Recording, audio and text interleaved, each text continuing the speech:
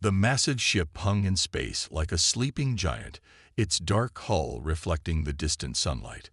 Captain James Walker stood at the observation deck of his shuttle, his weathered face showing no emotion as they approached the vessel. This was humanity's big moment, their first major gift from the stellar Concordat after 50 years of limited contact. But something about it made his stomach turn. Quite a sight, isn't it? Chief Engineer Maria Torres floated up beside him.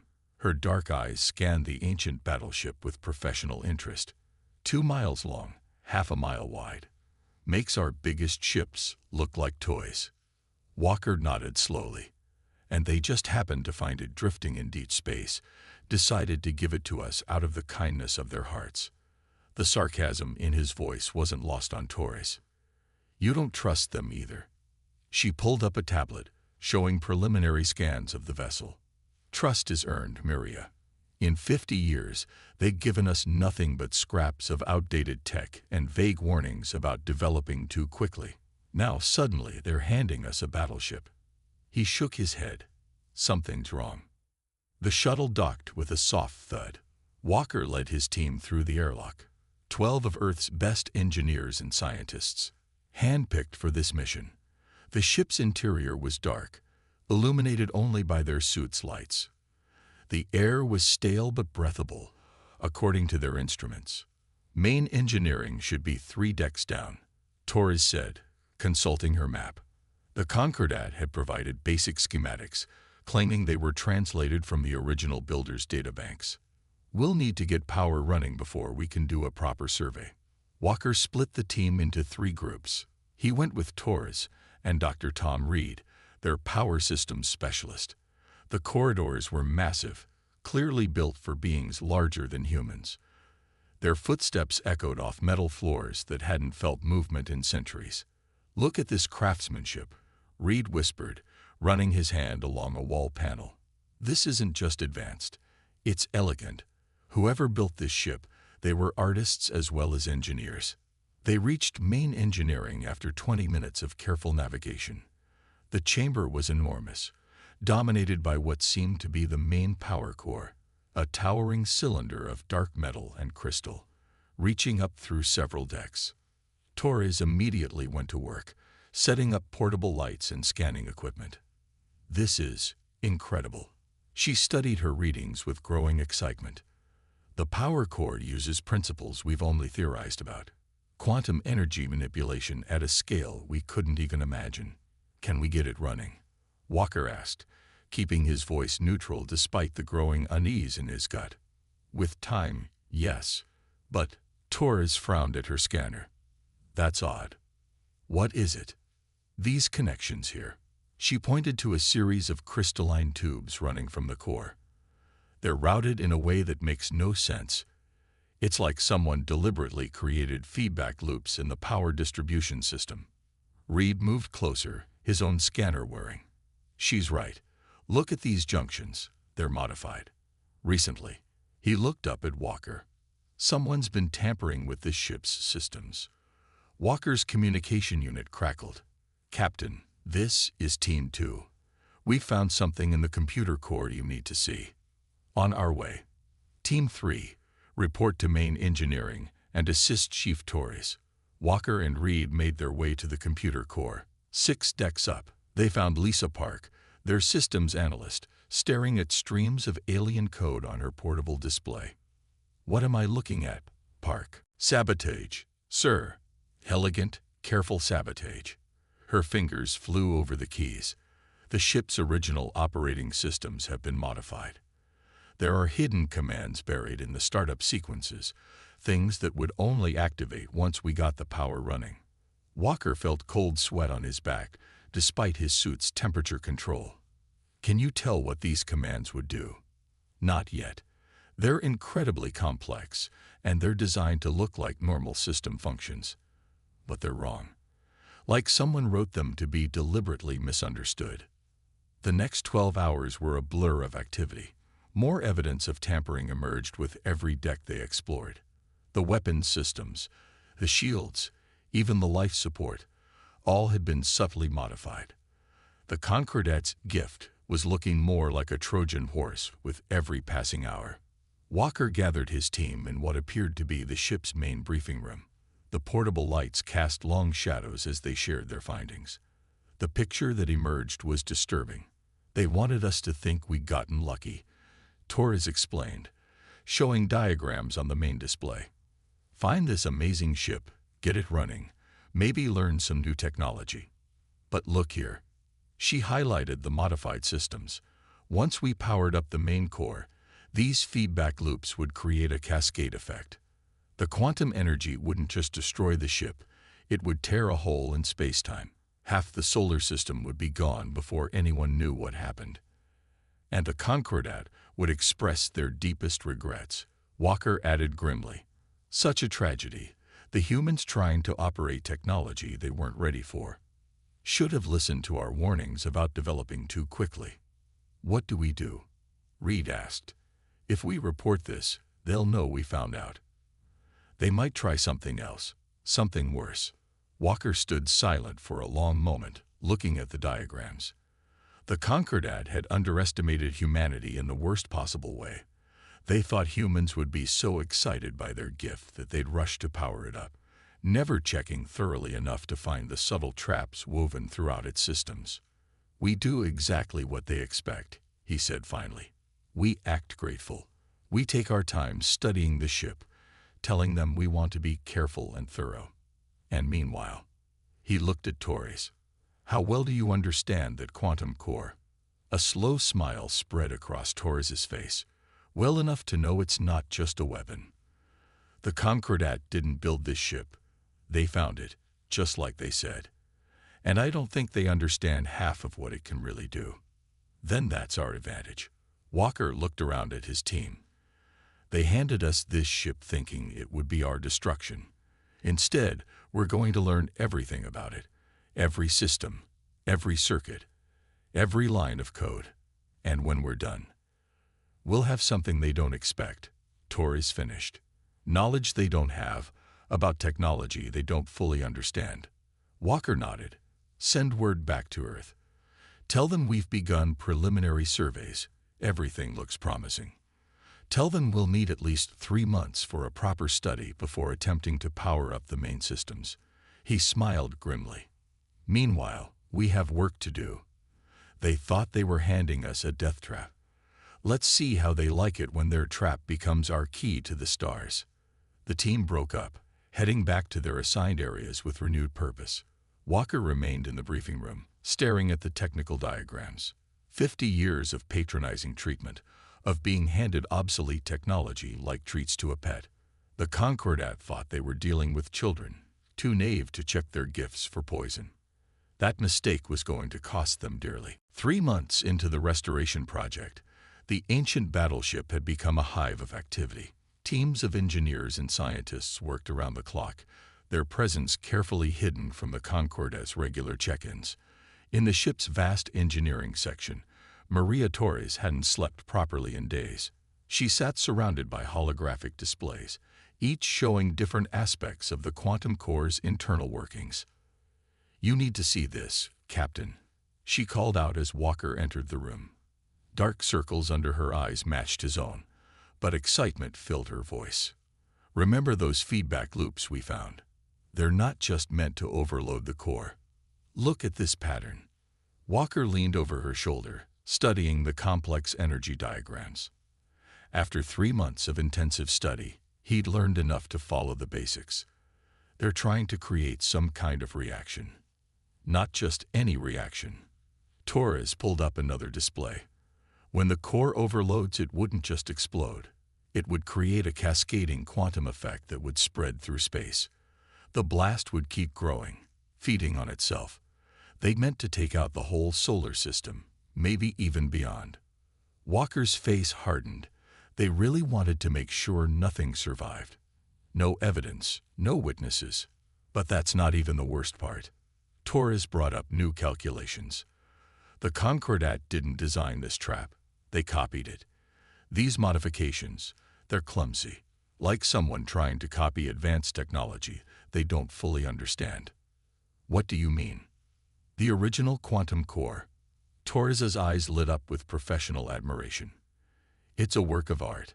The species that built this ship had mastered energy manipulation at a level we can barely comprehend. But the Concordat's modifications, they're like a child playing with their parents' tools. They knew enough to make it destructive, but they missed so much. A new voice joined the conversation. She's right. Dr. Robert Nash, their quantum physicist, walked in carrying fresh data tablets. His usual neat appearance had given way to rumpled clothes and messy hair. We've been studying the original core designs. This ship wasn't meant to be a weapon. It was meant to be something far more impressive. Nash spread his tablets across a workbench, showing complex equations and energy patterns. The quantum core was designed to manipulate space-time itself, not just for faster-than-light travel, but for precise control over quantum fields. The original builders could probably reshape reality at will. Walker looked between them. And the Concordat doesn't understand this. They understand enough to be dangerous, Torres said. But no, they don't see the full picture. They found this ship, figured out how to make it into a bomb, and thought that was its greatest potential. She laughed bitterly. It's like finding a supercomputer and using it as a paperweight. The captain was silent for a long moment, processing this information. Can we use this? Turn their trap against them? Nash nodded slowly. We think so. Maria and I have been working on something. The Concordat expects us to power up the core according to their modified protocols. But if we bypass their changes, use the original systems the way they were meant to be used. Show me. The next hour was filled with technical explanations. Walker listened carefully as his experts laid out their plan.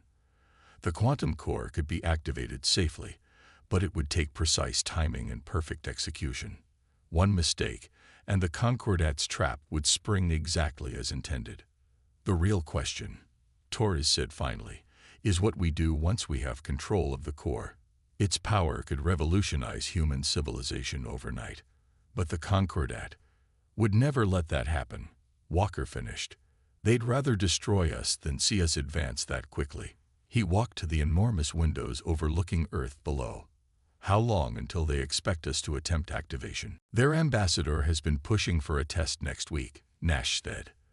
They're getting impatient. I think they're worried we might find something if we study it too long. A bit late for that worry. Walker turned back to his team. How many people know the full extent of what we've discovered? Just the core team. Maybe 20 people total. We've kept everything compartmentalized, just like you ordered. Walker nodded. Good, because what I'm about to propose borders on treason. He took a deep breath.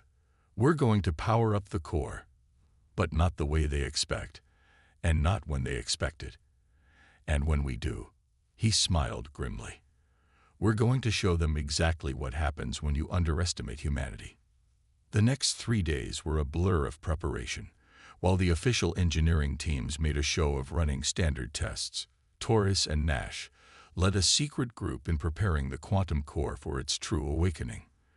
They worked in shifts, always keeping some activity visible for the Concordat's watching eyes, while the real work happened hidden from view. Walker coordinated with Earth's Defense Command, laying groundwork for what would come next. If they succeeded, humanity would leap forward centuries in technological development overnight. If they failed, there might not be an Earth left to defend. The night before their planned activation, Walker found Torres alone in the engineering bay. She sat staring at the quantum core, its crystalline structure glowing faintly in the dim light. Having doubts, he asked. She shook her head. The opposite. I've never been more certain about anything in my life. This ship, it's not just technology, Captain. It's art. Poetry written in quantum fields and crystalline matrices. The beings who built it. She touched the core gently. They must have been incredible. And now their legacy falls to us, Walker said quietly. Not to the Concordat, who would use it for destruction, but to humans who spent 3 months taking apart every system, learning every detail, refusing to take anything at face value. It's almost funny, Torres said. They thought our caution, our paranoia, would be our weakness, that we'd waste so much time studying their gift that we'd never see its true potential. Instead, it was our salvation. Walker checked his watch. Get some sleep, Maria. Tomorrow, we show the Concordat exactly what happens when you hand humans a puzzle and expect them not to solve it. Torres stood, stretching tired muscles. You know they'll never forgive us for this. No, Walker agreed. But after tomorrow, they'll never underestimate us again. As they left the engineering bay, the quantum core pulsed quietly in the darkness.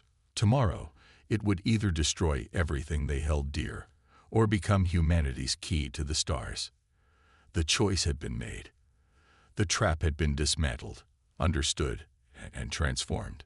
Tomorrow, the Concordat would learn that some species are too clever to be trapped, and too dangerous to be betrayed. The day of reckoning arrived with deceptive calm.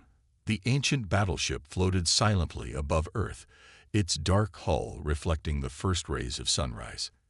Inside, the atmosphere was anything but peaceful. Teams of engineers rushed through final preparations while trying to appear unhurried to the watching Concordat observers. In the main control room, Walker stood before the ship's massive view screens. 6 Concordat representatives hovered nearby, their tall, slender forms radiating barely concealed anticipation. Their spokesman, who called himself the Observer, stepped forward. We trust you have thoroughly examined all systems. The Observer's translated voice carried a note of false concern. We wouldn't want any accidents during the activation sequence. Walker met the alien's gaze steadily. We've been very thorough. My team has checked every system 3 times over. He didn't mention which checks they'd actually performed, or what they'd found. We're ready to begin power-up procedures. In engineering, Torres and Nash worked with practiced precision. Their movements, rehearsed countless times in secret, appeared natural and unrehearsed. The quantum core hummed softly as preliminary power began flowing through its circuits. Initial power readings normal, Torres announced over the comm. Beginning Stage 1 activation. The observer moved closer to the main display. Remember, Captain, you must follow the activation sequence exactly as we provided. The original builder's systems are very particular. Don't worry, Walker replied calmly. We'll follow the sequence to the letter. It wasn't even a lie. They just weren't using the sequence the Concordat had given them.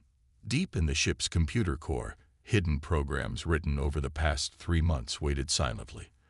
The Concordat's sabotage was still there, but now it was surrounded by layers of human code, ready to redirect and contain the coming energy surge.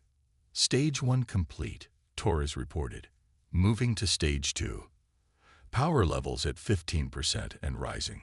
The Concordat representatives moved restlessly, their long fingers twitching. Walker watched them from the corner of his eye. They were nervous, but not worried. Yet, everything appeared to be going according to their plan. Stage 2 complete. Power levels at 30%. Nash's voice came over a private channel in Walker's earpiece, ready with the quantum field modifications. They won't see it until it's too late. Walker gave no sign he'd heard, but he shifted his weight slightly. The movement was a signal to his hidden security teams. If anything went wrong, if the Concordat representatives realized what was really happening, they needed to be contained immediately. Power levels at 50%. Beginning Stage 3. The quantum core's hum rose to a deeper pitch. Energy readings climbed steadily on the main display. The observer's fingers danced over his own monitoring device, checking the readings against their expectations. 60%, 70%. This was the crucial moment. In the Concordat's sabotaged sequence, this was when the feedback loops would begin to form, starting the cascade that would destroy everything. But Torres and Nash had spent months preparing for this moment. Energy spike detected. The observer's voice carried fake alarm. Captain, you must shut down immediately. The core is becoming unstable. Walker turned to him slowly. Is it? Our readings show everything within expected parameters. The observer's translator crackled with genuine surprise. But the energy patterns, this is impossible. Interesting choice of words. Walker's voice was cold. About as impossible as finding a derelict battleship and turning it into a death trap. The alien's large eyes widened. Behind him, the other representatives began moving toward the door, only to find their way blocked by Walker's security team. You knew. It wasn't a question. We knew from the first day. Walker turned back to the main display. Did you really think we wouldn't check? That we'd just blindly trust your gift without taking it apart piece by piece? 80% power, Torres reported. Quantum field stabilizing. No sign of cascade formation. The observer's composure cracked. You don't understand what you're doing. That ship's power could tear reality apart. No, Walker corrected him. We understand exactly what we're doing. Better than you do, actually. You found this ship, learned enough to turn it into a weapon, and thought that was all it could be. But he smiled. We learned what it was really built for. 90% power, quantum field fully contained. Torres's voice carried fierce triumph. Ready for final stage. The observer lunged for his communication device, but Walker was faster. A quick gesture, and the security team had all 6 aliens restrained. I wouldn't bother calling for help, Walker said quietly. Your ships won't be able to communicate through the quantum field we're generating. Actually, they won't be able to do much of anything for the next few hours. On the main display, the power readings hit 100%. The quantum core's hum changed to a pure crystal tone that seemed to vibrate through reality itself. Around the ship, space began to ripple like water. Quantum field stable. All systems responding. Torres's voice was jubilant. It works exactly like we thought. The original builders, they weren't trying to create a weapon. This ship can manipulate space-time itself. The observer had gone very still. You have no idea what forces you're playing with. Actually, Nash cut in over the comm. We do. We spent 3 months studying every circuit, every crystal, every line of code. While you watched us and waited for us to walk into your trap, we were learning things you never bothered to understand. Walker stepped closer to the observer. You wanted to destroy us because we were developing too quickly, because we might someday become a threat to your power. So you gave us this ship, thinking we'd be too excited, too grateful, too naive to look carefully at your gift. Through the view screen, they could see the Concordat ships floating helplessly, caught in the quantum field's effect. Their weapons were useless, their engines dead, their communications silenced. That was your mistake, Walker continued. Not the attempt to destroy us. We're almost used to that from older species by now. No, your mistake was thinking we wouldn't check inside the gift horse's mouth. Thinking we'd act like children with a new toy instead of scientists with a new discovery. Power stable at 100%, Torres reported. All systems nominal. The quantum field extends 12 light minutes in all directions. Every Concordat ship in the solar system is contained. Walker looked at the observer. Now shall we discuss the future? A future where humanity isn't your pet project or your potential victim, but your equal. Because right now, we're the ones who understand how this ship really works. We're the ones who can control its power. The observer's large eyes fixed on Walker. You would blackmail us. No, Walker replied. We're going to negotiate. As equals. And you're going to agree. Because now you know what happens when you underestimate humanity. When you mistake caution for weakness and paranoia for lack of vision. The quantum core's pure tone filled the ship, a testament to humanity's triumph over betrayal. They had turned the Concordat's trap into a key to the stars, their intended execution into a demonstration of power. And now finally, the real work could begin. The next 48 hours changed everything. While the Concordat ships hung powerless in space, trapped in the quantum field, humanity prepared for its first steps into a larger universe. In the ancient battleship's command center, Walker coordinated with Earth's leaders, while Torres and Nash explored the true limits of their new understanding. "The quantum field is stable," Torres reported, her fingers dancing over the crystalline controls. "We can extend it even further if needed. Their reinforcements won't be able to enter the solar system without being caught in the effect." The observer and his fellow representatives remained under guard, watching helplessly as humans mastered technology their own people had never fully understood. Walker noticed how their attitude had shifted from condescending concern to genuine fear. "Your people will retaliate," the observer said quietly. "The Concordat has ruled space for 10,000 years. We will not simply accept this humiliation." Walker turned from his displays. "Humiliation? Is that what you think this is about?" He walked closer to the alien diplomat. "This isn't about humiliating you. This is about survival. You tried to murder our entire species, and now you're angry that we didn't walk quietly into your trap." Nash entered the command center, carrying new data readings. "Captain, you need to see this. We've decoded more of the original builder's database. The quantum core. It's not just a drive system or a weapon. It's a key to understanding the fundamental nature of space-time." The observer's large eyes widened. "You can read the builder's language." "We had 3 months to work on it," Nash replied with a shrug. "Amazing what humans can do when we're properly motivated. When someone tries to kill us, for instance." Walker studied the new data. "What are we looking at, exactly?" "The builders didn't just master quantum mechanics. They transcended it. This ship can create stable wormholes, manipulate gravity, even alter the flow of time itself. And that's just what we've discovered so far." A message flashed on the main screen. The Concordat's Central Council was demanding to speak with their representatives. Walker looked at the observer. "Your leaders are probably wondering why their clever trap hasn't sprung yet." He nodded to a communications officer. "Put them through. Let's show them exactly what they've accomplished with their attempted genocide."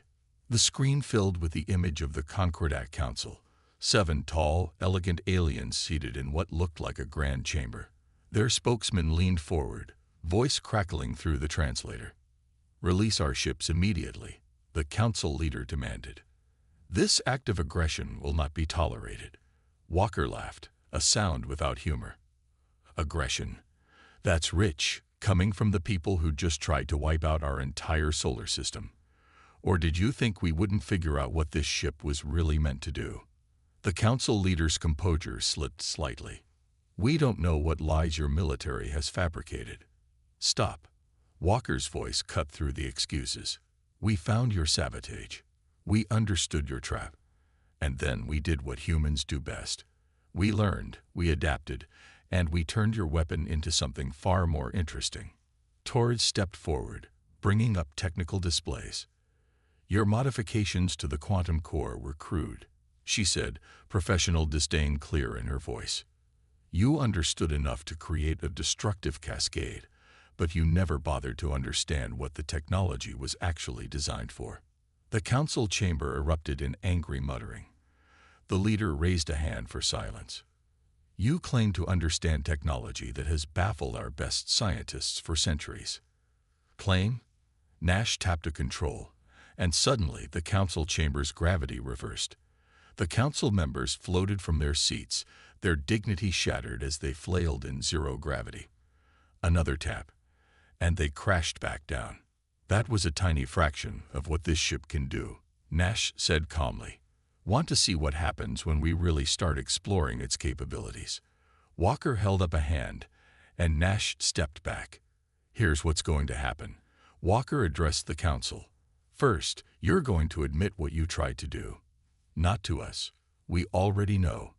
But to your own people and to the other species you claim to protect. You cannot possibly expect."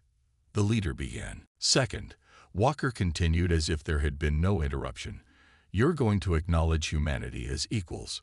No more treating us like children who need to be controlled. No more guidance about developing too quickly." Torres brought up new displays, showing the quantum field's effect spreading through the solar system. "We can maintain this field indefinitely," she explained. "None of your ships can enter or leave. Your communications can't penetrate it. You're cut off from your entire empire." "This is impossible," one of the council members whispered. "The power requirements alone." "The power requirements are trivial for this ship's systems," Nash corrected. "Your scientists never figured that out because they were too busy trying to turn it into a bomb. We, on the other hand, spent 3 months studying every circuit, every crystal, every line of code." Walker stepped closer to the screen. "You have 2 hours to make your decision. Either you start being honest with everyone, including yourselves, or we'll demonstrate just how much we've learned about this ship's capabilities. And trust me, what we did to your gravity was just a party trick compared to what we could do." The council leader's face had gone pale. 2 hours? You cannot expect us to. 1 hour and 59 minutes now. Walker interrupted. "I suggest you spend it wisely." He cut the transmission. The observer watched this exchange with a mix of horror and fascination. "You would really risk war with the Concordat?" "You already started that war," Walker replied. "When you gave us this ship, when you tried to murder our entire species, you made this conflict inevitable. The only question was whether we'd die in ignorance or learn enough to fight back." Torres's console beeped. More Concordat ships approaching the solar system. 3 fleets, heavily armed. "Let them come," Walker said calmly. "The field will catch them just like the others. And every ship we catch is another demonstration of just how badly their leaders miscalculated." The observer studied Walker's face. "You're enjoying this." "No," Walker corrected him. "I'm not enjoying any of it. But I am going to make absolutely sure that no one ever tries something like this again. You wanted to keep humanity weak, controlled, dependent on your guidance. Instead, you handed us the key to understanding the universe itself." Nash looked up from his readings. 1 hour and 45 minutes until the council's deadline. "Want to bet on whether they'll make the smart choice?" Walker watched the displays showing dozens of helpless Concordat ships floating in space. "They'll make the only choice they can. Because now they know what happens when you hand humans a trap and expect us not to study it down to the last atom." The quantum core hummed its crystal tone through the ship, a reminder of just how thoroughly humanity's supposed executioner had become their salvation. The timer counted down while the Concordat leaders faced the consequences of their greatest mistake: underestimating humanity's capacity to learn, adapt, and overcome. The Concordat Council made their decision with 7 minutes to spare. Their public broadcast reached every corner of known space, carefully worded but clear in its meaning. They admitted to errors in judgment regarding humanity's development, acknowledged their mishandling of ancient technology, and recognized Earth as a full and equal member of the galactic community. Walker watched the broadcast from the ancient battleship's command center, Torres and Nash at his side. The observer and his fellow representatives stood under guard, their usual dignified posture replaced by slumped shoulders and lowered heads. "Not quite a full confession," Nash noted, "but enough to make everyone ask questions. Questions they won't be able to avoid answering," Torres added. "Especially once other species start wondering what made the mighty Concordat back down so quickly." Walker nodded to his communications officer. "Release the quantum field. Let their ships go." He turned to the observer. "Your vessels are free to leave. I suggest you use this time to reconsider how you treat lesser species." The observer moved toward the exit but paused. "You could have destroyed us. Used this ship's power to tear our worlds apart. Why didn't you?" "Because we're not you," Walker replied simply. "We don't solve our problems by trying to erase them." Speaking of which, he brought up a new display, showing the quantum core's readings. "Dr. Nash, show them what we actually learned to do with their trap." Nash's fingers danced over the controls. The ship hummed with power, but differently now. Not the threatening crystal tone of before, but a deeper, almost musical sound. Outside the view screens, space itself began to ripple. "What you're seeing," Nash explained, unable to hide his excitement, is what this ship was actually built for. We're not tearing space apart. We're reshaping it, creating paths where none existed. The ripples coalesced into something impossible, a stable gateway through space itself. Through the portal, they could see a star system that should have been hundreds of light years away. A transportation network, Torres said proudly. The original builders created this ship to connect the galaxy, not destroy it. All that power you tried to use as a weapon. It was meant to bring people together, not tear them apart. The observer stared at the portal. Our scientists spent centuries studying this ship. How did you discover this in 3 months?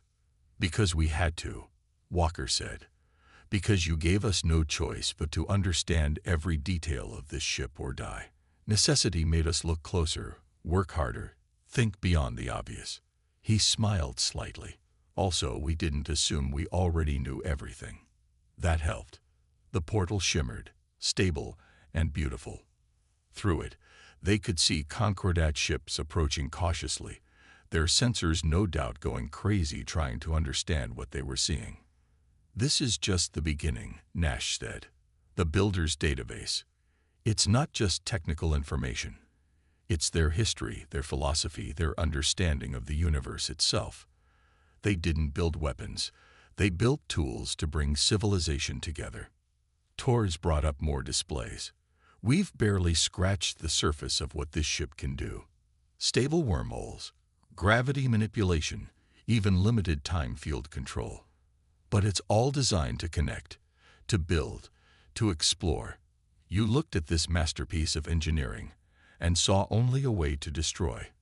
We looked at it and saw the future. The observer's large eyes blinked slowly. The Council will never accept this level of advancement. They'll try to stop you, contain you. They can try, Walker agreed. But I don't think they'll succeed. Because now every species in the galaxy is going to be asking questions about the Concordat's guidance, about their control of advanced technology, about their treatment of lesser species. He gestured to the portal. And we'll be here, showing everyone what's possible when you stop thinking about power and start thinking about potential.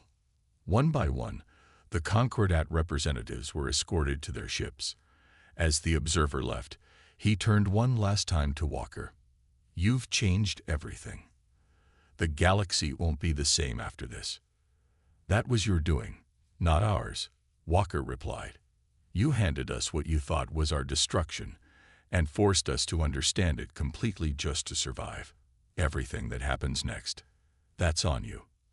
After the Concordat ships departed, Walker stood with his team watching the portal shimmer.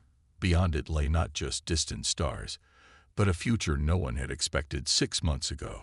A future where humanity didn't just survive an attempted genocide, but emerged stronger, wiser, and with the keys to the galaxy in their hands. What do we do now? Torres asked softly. Walker studied the portal, thinking of all the worlds that lay beyond it, all the species who'd lived under the Concordat's guidance for so long. Now we do what humans have always done best. We explore, we learn, we build. He smiled, and we make very, very sure that no one ever mistakes us for helpless children again. And the Concordat? Nash asked. They'll adapt or they'll fade away, Walker said. But they'll never forget what happened here, how their perfect trap became humanity's stepping stone to the stars, how their attempt to destroy us only made us stronger. The ancient battleship hummed with power, not the destructive force its would-be killers had intended, but the pure energy of creation and connection its original builders had designed. Humanity had been handed a death trap and turned it into a doorway to the future. As the first human ships began moving through the portal, Walker thought about the irony of it all. The Concordat had feared humanity's rapid development, their quick adoption of new ideas, their constant drive to understand and improve. Those very traits, the ones that had marked them for destruction, had instead ensured their survival and triumph. They had been handed a death trap. They had turned it into hope. And now, standing at the threshold of a new age, Humanity was ready to show the galaxy exactly what happened when you underestimated their determination to survive, to understand, and to grow. The future was waiting. And this time, humanity would meet it on their own terms.